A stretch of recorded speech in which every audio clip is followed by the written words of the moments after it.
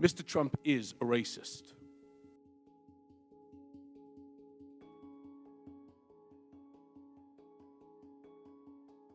The country has seen Mr. Trump court white supremacists and bigots. You have heard him call poorer countries shitholes. In private, he is even worse. He once asked me if I could name a country run by a black person that wasn't a shithole. This was when Barack Obama was president of the United States. And while we were once driving through a struggling neighborhood in Chicago, he commented that only black people could live that way. And he told me that black people would never vote for him because they were too stupid.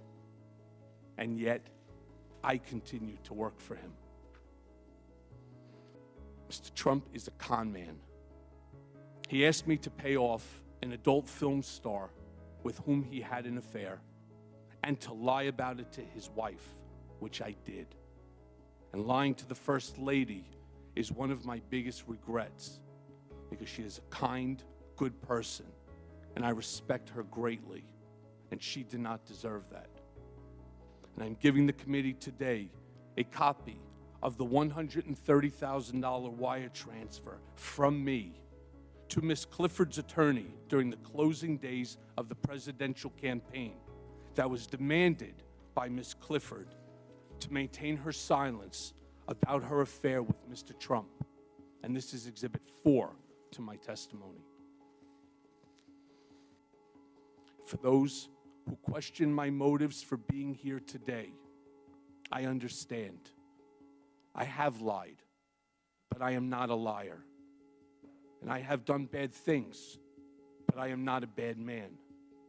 I have fixed things, but I am no longer your fixer, Mr. Trump.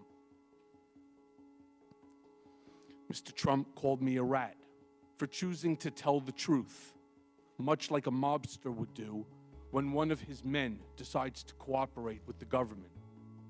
And as Exhibit 8 shows, I have provided the committee with copies of tweets that Mr. Trump posted, attacking me and my family.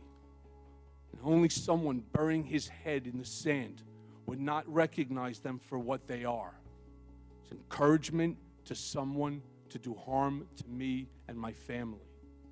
He told me not to answer the specific questions by reporters, but rather offer simply the fact that he received a medical deferment. He finished the conversation with the following comment: "You think I'm stupid? I'm not going to Vietnam." And I find it ironic, Mr. President, that you are in Vietnam right now. What struck me as I looked back and thought about the exchange between Don Jr. and his father was first, that Mr. Trump had frequently told me and others that his son Don Jr. had the worst judgment of anyone in the world. And also that Don Jr. would never set up any meeting of significance alone, and certainly not without checking with his father. I also knew that nothing went on in Trump world, especially the campaign, without Mr. Trump's knowledge and approval. When I say con man, I'm talking about a man who declares himself brilliant, but directed me to threaten his high school, his colleges, and the college board to never release his grades or SAT scores. As I mentioned, I'm giving the committee today copies of a letter I sent at Mr. Trump's direction, threatening these schools with civil and criminal actions if Mr. Trump's grades or SAT scores were ever disclosed without his permission. Roger Stone says he never spoke with Mr. Trump about WikiLeaks. How can we corroborate what you are saying? I don't know, but I suspect that the special counsel's office and other government agencies have the information that you're seeking.